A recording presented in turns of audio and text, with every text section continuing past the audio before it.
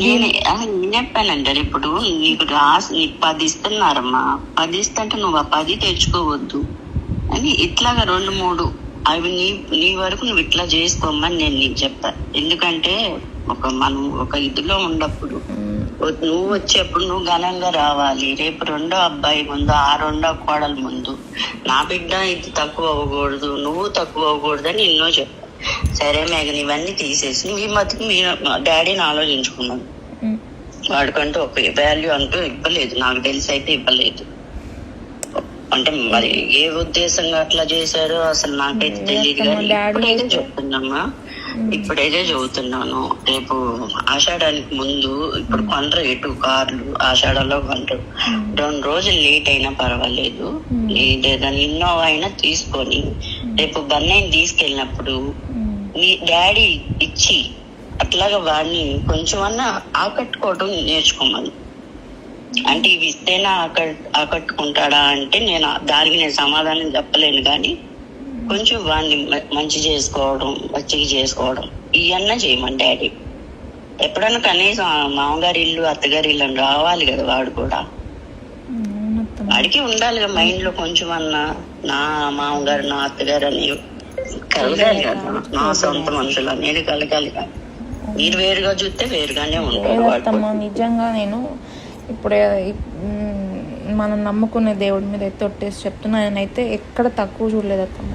అంటే చూడలేదంటే మా ఉద్దేశంలో అంటే మమ్మీ అయినా డాడీ అయినా ఎక్కడ పట్టుకున్నారు అలా కాదత్తమ్మ. మమ్మీ అయినా డాడీ అయినా వచ్చినప్పుడు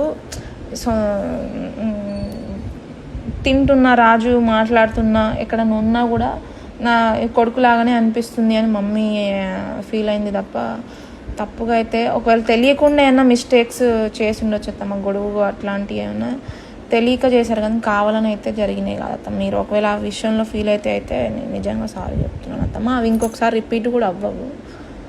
కాదు ఇప్పుడు నేనేం చెప్తానంటే, ఇప్పుడు ఆషాఢం 2 రోజులు లేట్ అయినా పర్వాలేదు, శ్రావణ మాసం వచ్చాక 2 రోజులు లేట్ అయినా పర్వాలేదు. డాడీ ఒక కారు కొని అక్కడ ఇంటి దగ్గర పెట్టి రేపు బన్నాయిని తీసుకొని వెళ్తారు కదా, అప్పుడన్నా వాడికి అట్లాగానే ఇచ్చి కొంచెం వాడికి వాల్యూ ఇచ్చి వాడిని కొంచెం అన్నా మా పిల్లోడు అన్నట్టు మేము నీకున్నామమ్మా అన్నట్టు కొంచెం ఆ భరోసా అన్న కల్పించండి. మేము కూడా మీ మనుషులు మేము అన్న భరోసా అన్న కల్పించమని డాడీ అయితే అంటే కలిగిస్తారు అత్తమ్మ. కొంచెం లేట్ అటు ఇటు అయినా కానీ డాడీ అయితే అసలు అట్లా ఫీల్ అవ్వలేదు అత్తమ్మ. నా ఎప్పుడైనా ఇంకా చెప్పాలంటే అక్క వాళ్ళ హస్బెండ్ అంటే కూడా రాజీవ్ని ఇంకా ఎక్కువ ఇష్టంతో తీసుకున్నాడు అత్తమ్మ అన్నీ కూడా. అందుకే ఒకవేళ తక్కువ స్పాన్ ఆఫ్ టైంలోనైనా డాడీకి ఉన్న దాంట్లో అయితే అప్పటికప్పుడు అడ్జస్ట్ అయిన దాంట్లో అయితే ఇప్పుడంటే నాన్న ఇప్పుడు కార్ ఎందుకు చెప్తున్నానంటే అది లోన్ మీద కట్టుకోవచ్చు, నెలకి ఇంత అనేది కట్టుకోవచ్చు. అయితే ఇది అసలు అట్లీస్ట్ మీరు చెప్పిన మాట నేను ఇంకా మమ్మీ వాళ్ళ వరకు కూడా రీచ్ చేయలేదు అత్తమ్మ. ఏంటంటే ఇది అప్పుడు బిజినెస్లో కొన్ని సాంప్రదాయం అయితే చాలా సార్లు కారు కొనండి బన్ను, కారు కొనండి అని బన్ను అని డాడీ చాలా సార్లు అయితే చెప్పాడు. ఇదైతే ఏ టైంలో అత్తమ్మ? పెళ్లి తర్వాత? పెళ్లి అయ్యాక పెళ్లికి ముందు అయితే చెప్పాడంట. పెళ్లికి ముందు అయితే చెప్పలేదు అనుకుంటున్నా. అయితే పెళ్లి తర్వాత అయితే మీరు అప్పుడు నాతో అన్న ఈయనకి కొంచెం కార్ కావాలి ఎటన్నా వెళ్ళడానికి అని మొన్న కదా జరిగింది. అప్పుడు జరిగింది. అది డిప్రెషన్ లో ఉన్నప్పుడు నాకు కార్ ఇప్పిందని నాకు తెలిసింది కూడా అప్పుడే జరిగింది. పెదనాన్న వాళ్ళే అడిగారు సంపేదనాన్న. అసలు అది కాదు నేను అనేది ఏంటంటే వాడికి కూడా కొంచెం మేము నీ మనుషులమయ్యా, నువ్వు మా బిడ్డమన్నా ఆకట్టుకోవడం, ఆ భరోసా కల్పించమని డాడీ అట్లన్నా. రేపు దానికి కూడా ఆస్తులు అమ్మేయాల్సిన పనే ఉండదు. నెలకి లోన్ ఇంత అని కట్టుకుంటారంట. అలా కట్టుకొని ఒక ఇన్నోవా కార్ రేపు వచ్చినప్పుడు అట్లాగా అన్ని కొంచెం అన్నా ఆకట్టుకునే విధంగా చేయమని డాడీ. ఊరికి తీసుకెళ్ళి అన్నం పెట్టి నిన్ను పంపించడం కాదు, బట్టలు పెట్టి ఇదైతే చెప్పు డాడీకి. సరే అయితే నేను చెప్తాను అత్తమ్మ. ఇంకొకటి అదైతే చెప్పున్నాను.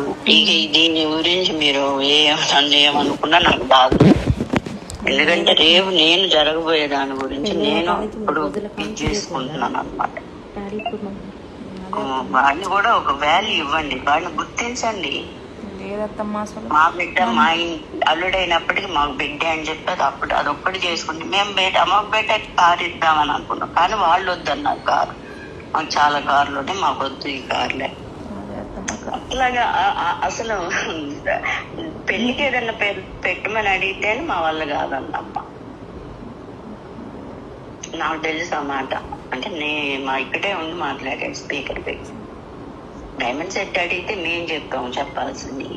అసలు మాకు మేము వడ్డీకి తీసుకొని డబ్బులు పెళ్లి అంతా కార్యక్రమం జరిగించాం. ఇప్పుడు బన్నయ్య కోసం తక్కువ రేట్ అయినా సరే ఇచ్చి పడేసి ముందు డబ్బులు తెచ్చి వాటికి అప్పు చెప్తాం అన్నమాట.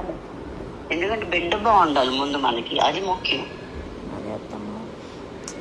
మనకి మామూలుగా చూసుకుంటే అయినా ఎక్కువ సార్లు ఇక్కడ రావడానికి కూడా ఛాన్స్ దొరకదు కదా. మనం పెళ్ళైన తర్వాత వైజాగ్ వెళ్ళడం, వచ్చిన తర్వాత మనం కూడా ఈ ఫోన్స్ గురించి దాని గురించి ఎక్కువ టెన్షన్ పడ్డాను. ఇప్పుడు మేము కారు కొనుక్కోవాలంటే కొనుక్కోగలమమ్మా, కానీ అన్ని వైపు నుంచి కూడా వాడికి ఒక అంటే ఇది రావాలి కదా, పాజిటివ్ మైండ్ రావాలి కదా.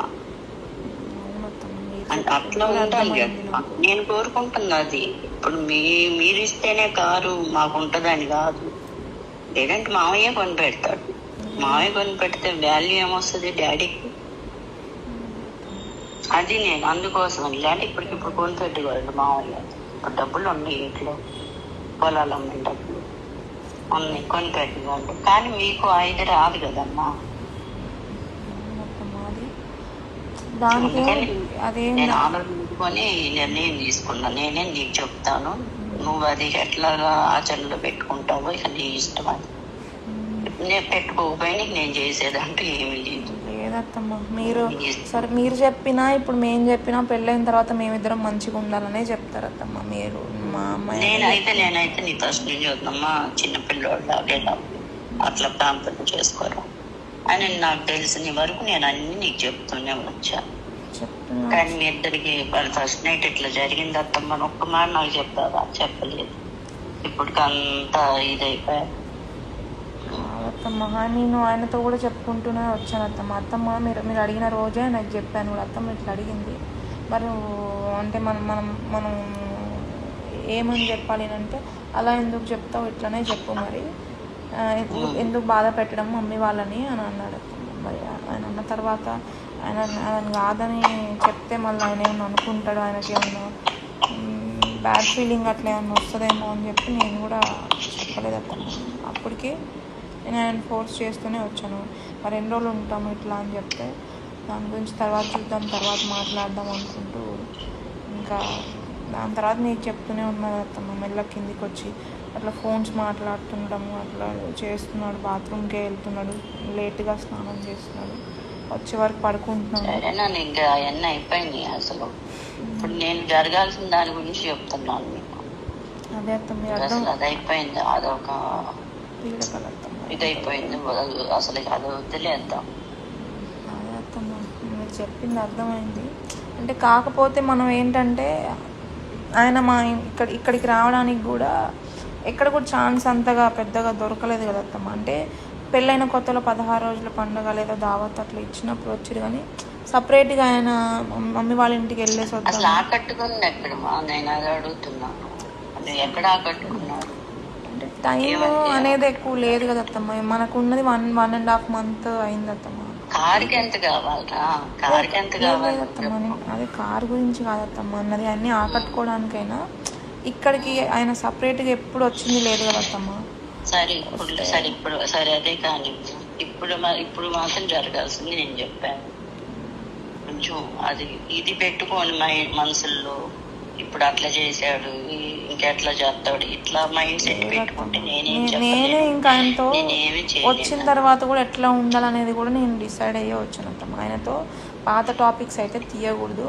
వీలైతే సరే ఆయన కోపడ్డా కూడా కొంచెం నేనే అడ్జస్ట్ అయ్యి ఆయన మాట్లాడినా మాట్లాడకున్నా ఫస్ట్ ఇదైతే క్లియర్ చేసుకోవాలనే ఆలోచన ఫస్ట్ నేను దాంట్లోనే ఉన్నట్టు. ఎందుకంటే అలాగే ఉంటూ ఇది కూడా వాడికంటూ ఒక వాల్యూ ఇచ్చి ఇది ఒకటి చేయమని డాడీ. తర్వాత ఇక డబ్బులు ఇచ్చి వ్యాపారం ఏదైనా పెట్టించుకోవాలా ఇక వద్దా అన్నది అది నీకు ఒకసారి చెప్పు. ఇక అది నీ ఇష్టం, మీ డాడీ ఇష్టం.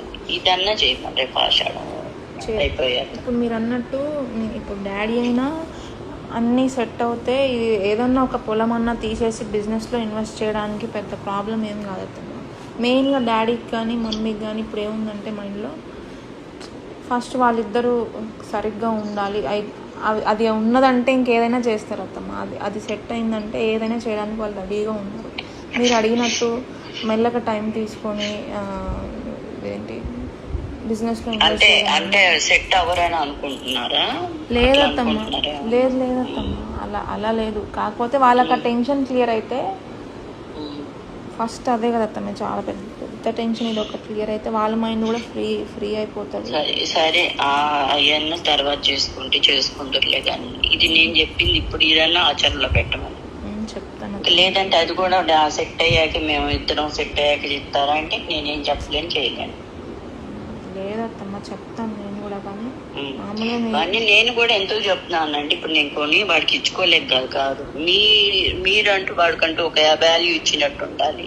మీరు కూడా వాడిని ఆకట్టుకున్నట్టు ఉంటదని ఇది నేను చెప్తున్నా.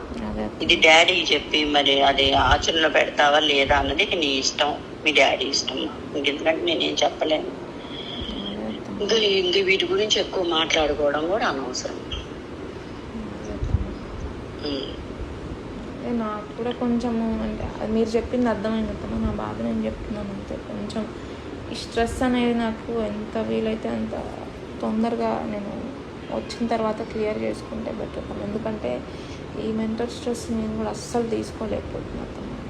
ఆయన ఎట్లా ఉన్నాడో తెలియదు, డైవర్ట్ చేసుకుంటున్నాడో మరి ఏం చేస్తున్నాడో తెలియదు. కానీ ఫస్ట్ నుంచి అంటే నువ్వు కూడా నెగిటివ్ గా ఆలోచించబాకు, పాజిటివ్ గా ఉండు. రేపు నేను వెళ్తాను, నా భర్తను నేను ఇచ్చేసుకోగలుగుతాను అన్న ఆలోచనతో ఉండు. కానీ ఇప్పుడు అక్కడ ఏం చేస్తున్నాడో లేకపోతే అది మాట్లాడుతుందేమో. ఆయన ఇప్పుడు ప్రశాంతంగా ఉంటున్నాడు, ఫోన్ జోడులు కూడా వెళ్ళట్లే ఎక్కువ. నైట్ అంటే నువ్వు ఉంటావు రేపు వచ్చాగా. ఇప్పుడైతే ప్రశాంతంగా ఉంటున్నాడు. ముందు ఇది చూడలేదు కదా, కోపంగా ఉంటేవాడు అంతకుముందు. ఇప్పుడు అది లేదు కదా, ప్రశాంతంగా ఉంటున్నాడు. మెయిన్ నేను కూడా ఫోన్ చేసినప్పుడు పెద్దగా అయితే ఏం అడగట్లేదు అత్త. తిన్నావా, ఏం చేస్తున్నావు, బయటికి వెళ్ళలేదు ఉందా, సరే అంతవరకు. నేనంటే